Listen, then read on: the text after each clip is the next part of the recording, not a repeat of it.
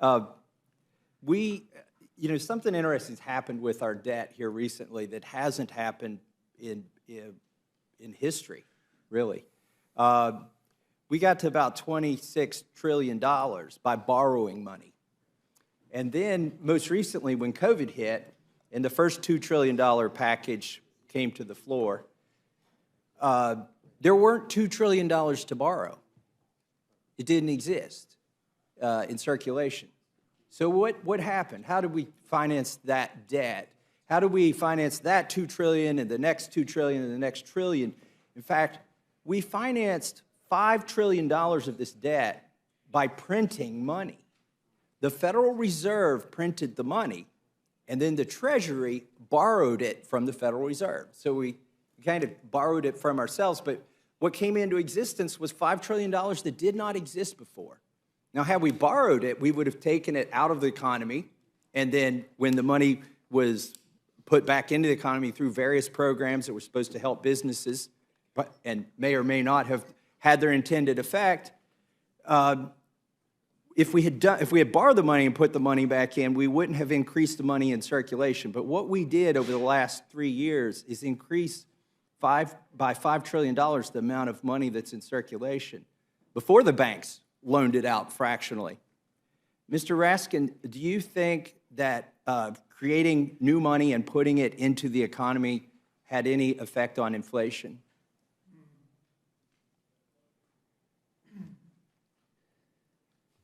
But I assume it does, but I've not looked at the studies about that. I mean, you're talking about the QE2 lending program that the Fed set up with Treasury? This is since QE2. Yeah. This was specifically for COVID. The Federal Reserve created $5 trillion. If you look at their graph, it's kind of flat for since 1917. Yeah. Their balance sheet. Then it went up $5 trillion right there at the. And so what that means is $5 trillion came from somewhere. What happened is they printed the money and then loaned it to Treasury. Then Treasury, well, we spent the money. I don't want to blame Treasury. Congress appropriated this money, and it went out the door, and then that went into people's hands, and they started buying stuff. Right. No, I mean, that's a serious question, and certainly there are fiscal stimulus sources of inflation, and there are, and there are Fed sources of inflation as well. But they're not executive order sources of inflation. I mean, no economists have ever identified that. So, but that's a serious question, and of course, Chip, that goes. I mean, that goes way beyond the purview of this legislation. So this is Chip Roy's tea. He doesn't need it anymore, I've decided. This is what happens when you have a quantity of something and then you add more to it. This is dilution. The principle is so simple that a child can understand. And you can create this little science project at home. Sorry, you can have your tea back. But the principle is called dilution. And when you print $5 trillion and you put it into the economy, you have diluted the value of the money. So for instance, if you had a minimum wage at some amount, and somebody was making minimum wage, and they were still making minimum wage after this money was printed, they actually are making considerably less in terms of real dollars. It's dilution. So the $5 trillion that we printed, I would argue, is the primary source of inflation. You know, we can say, well, eggs went up because feed went up, fuel went up because there's a war in Ukraine. You can find a lot of excuses for various different industries. But what is the probability that every price went up all at the same time? You can't blame them on specific supply chain problems. The thing how do you explain the global? Yes, I'm glad you asked me that, Professor Raskin. Because they did the same thing in Europe. They did this everywhere.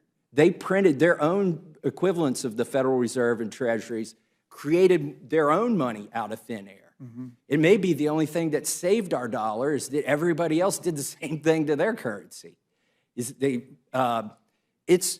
And so the question is, right now we're coming up on the debt limit. Why isn't anybody proposing to print more money? Why aren't the economists proposing to print more money? Because it is poison. When you print money, it is poison to our economy, and it is very regressive. Inflation is extremely regressive, especially when it affects the goods that everybody needs to buy. Energy. I love it when they print the consumer price index, neglecting food and energy and housing, right? Like the three things that no matter how poor you are, you still need. We'll just leave those out when we look at the effect of inflation, but you can't leave those things out.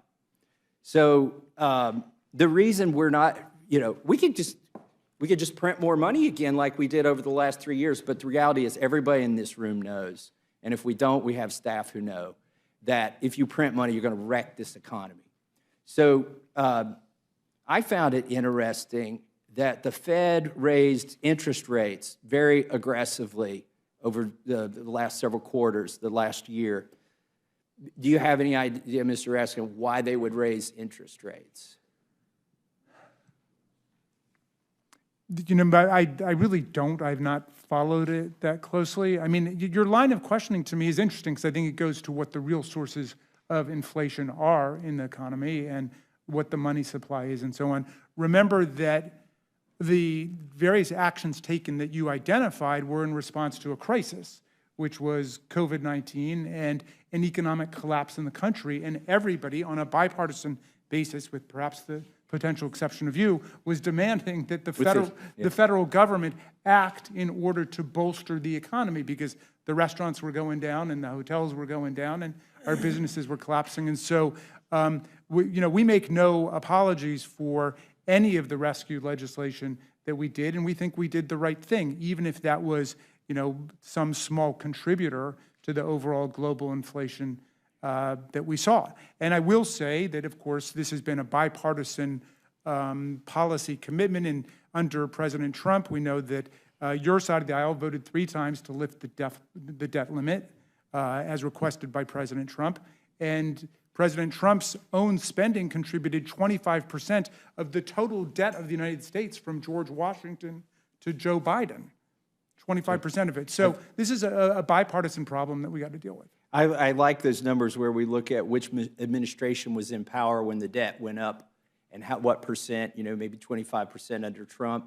The reality is we are the ones who raised the debt limit, not the president.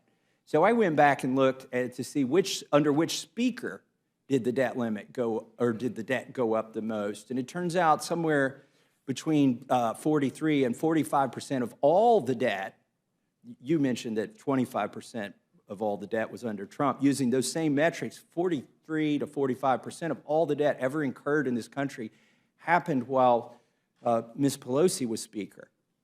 Now, she had a good run at it. She had 2 chances to do it. She was Speaker twice. But, so I think it's unfair to blame any one administration. I think it's more fair to blame us.